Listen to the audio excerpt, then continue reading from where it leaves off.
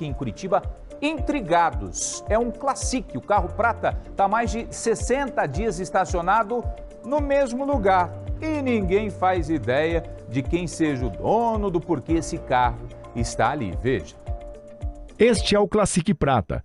O veículo está estacionado de forma suspeita na rua Pedro Scherer Sobrinho, no bairro Cristo Rei, em Curitiba. Essa moradora da região conta que já faz algum tempo que o carro está parado ali. São 60 dias passando e o carro parado no mesmo lugar. O carro está em cima do bueiro. A roda dianteira, né? Dentro do carro, praticamente tudo está intacto.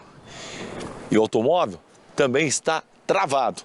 Outro detalhe que chama a atenção, que pode ajudar o motorista a identificar o carro, é essa tartaruga. Um brinquedo de criança que está entre o vidro e o painel do veículo. Há ainda 2 adesivos no vidro traseiro do automóvel que também podem ajudar na possível identificação. Veio o CETRAN, que é o porteiro aqui do prédio, disse que viu o carro, tirou fotos, né? Eles até pensaram, agora vai ter uma solução, mas daí não voltaram, ninguém sabe se alguém reclamou, ou que o CETRAN, né, verificou. E está aí até agora. Aparentemente, as placas parecem estar preservadas. Por enquanto, o Classique Prata segue abandonado na esquina, à espera de uma solução. Preocupa, tira a vaga de outra pessoa, mas não por isso, mas é mais preocupação de quem é o dono desse carro, o que aconteceu com o dono desse carro, né? Se está tudo bem, o que é, porque é um mistério mesmo, né? É um mistério, ninguém sabe, né? Ninguém sabe por que esse carro está ali e agora, claro, vai ser investigada a origem desse veículo, de quem ele é, né? Para tentar descobrir o porquê esse carro está há tanto tempo estacionado e ninguém tirou o veículo dali. E eu recebo aqui no estúdio a doutora Luciana Lozic. Doutora, muito obrigado. Tudo bem, Luciano? Prazer Boa tarde, em recebê-lo, como a gente sempre faz nas quintas-feiras. Olha, o assunto hoje é sério, viu? Tem a ver com condomínio, é muito sério. O ditado é antigo, já faz tempo que caiu por terra, né, doutora? Mas ainda assim tem gente que parece resistir. Em briga de marido e mulher se mete a colher, doutora? Sim, hoje em dia nós temos que meter a colher com certeza. Então, gente, é o seguinte, nos condomínios isso acontece com frequência, né? Essas brigas, e você muitas vezes, você que está assistindo o Balanço Geral agora, provavelmente já tenha ouvido uma confusão na porta ao lado, no andar de baixo, no andar de cima, alguma briga, alguma discussão entre um homem e uma mulher, entre um casal, né? Inclusive os condomínios, eles são obrigados por lei a denunciar esse tipo de situação, tanto o síndico ou o responsável pelo condomínio. Mas a responsabilidade não pode ser só destas pessoas, tem que ser de todos. Todos nós podemos sim ajudar a evitar que mais mulheres percam a vida pelas mãos de companheiros violentos.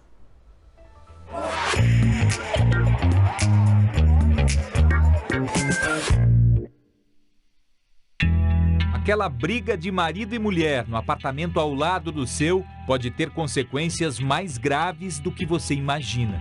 Em um relacionamento abusivo, a discussão pode virar agressão física, perseguição e feminicídio. No bairro Campo Comprido, em Curitiba, uma mulher escapou da morte. Ela e os 4 filhos viveram momentos de terror dentro deste condomínio. Durante uma discussão, o pai se tornou agressivo e com uma faca ameaçava a esposa e as crianças. Os pedidos de ajuda foram ouvidos pelos vizinhos, que chamaram a polícia. Assim que os policiais militares chegaram ao residencial por volta das 2 horas da madrugada, encontraram o autor bastante agitado. Ele ainda estava com a faca e ainda, de acordo com a PM, partiu para cima dos policiais. E foi nesse momento em que ele foi baleado. O homem de 40 anos morreu no local. A mãe e as crianças não se feriram, mas o que presenciaram jamais sairá da memória. Este homem que aparece correndo está fugindo do apartamento onde morava com a esposa, no bairro Jardim Botânico, após ter esfaqueado a companheira durante uma discussão. A vítima tinha medida protetiva contra ele.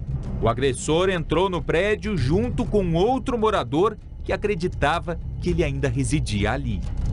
Como os vizinhos, moradores do condomínio, não sabiam que a Edneia e o Valdir estavam separados, ele conseguiu ter acesso facilmente ao prédio. E ficou na escada, na frente do apartamento dela, esperando o momento de agir. Nessa situação, uma pessoa entrou no vácuo do outro morador. Ele induziu, até porque ele foi morador do condomínio. A pessoa não sabia que existia medida protetiva já.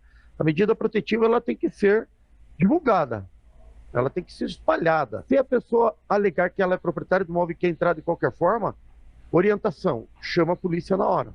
No dia do crime, o filho da vítima também foi ferido com golpes de faca, mas está fora de risco. Já a mulher pode ficar paraplégica.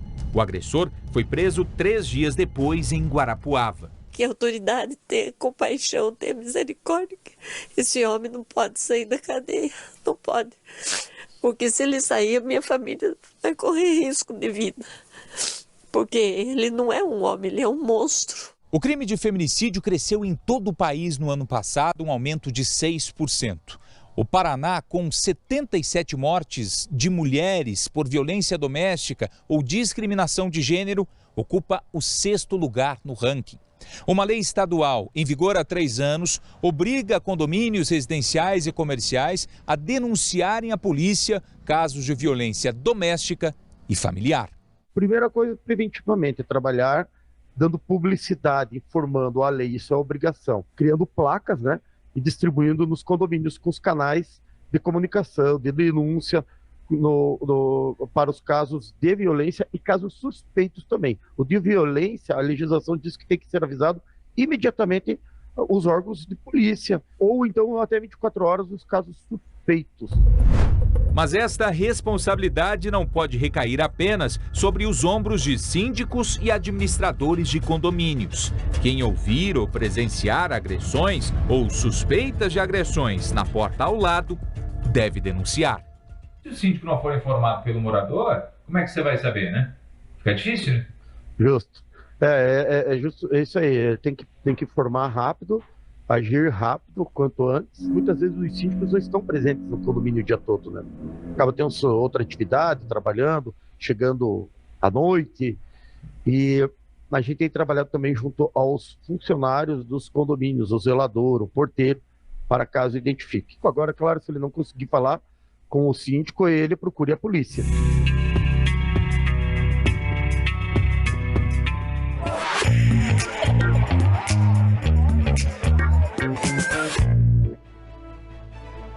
Bom, vamos discutir esse assunto aqui com você, que eu sei que faz parte da sua realidade. Muito provavelmente você já deva ter presenciado ou ouvido uma situação como essa na casa, no apartamento, na porta ao lado.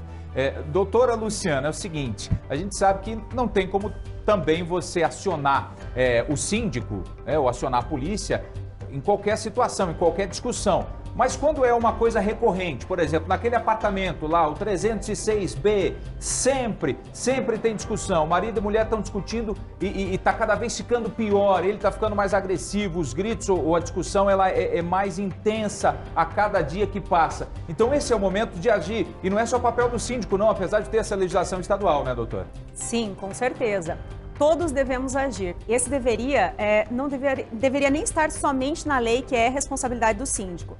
Porque, veja, se o síndico é profissional, por exemplo, ele não mora no condomínio, ele ainda assim vai depender de moradores para fazer essa denúncia, para ajudá-lo a formalizar a denúncia. E é importante a gente destacar que os moradores, o síndico e até mesmo os funcionários do condomínio que estiverem treinados, eles irão apenas fazer a denúncia. A investigação é da polícia, tá?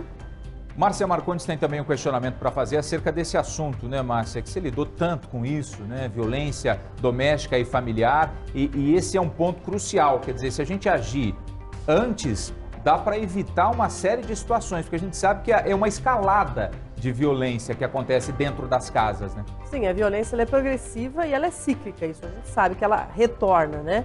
E essa lei, ela veio a trazer a solidariedade ou empatia obrigatória, né? Que deveria ser natural. Você vê um crime acontecendo, você chamar a polícia. Que é exatamente o que está acontecendo.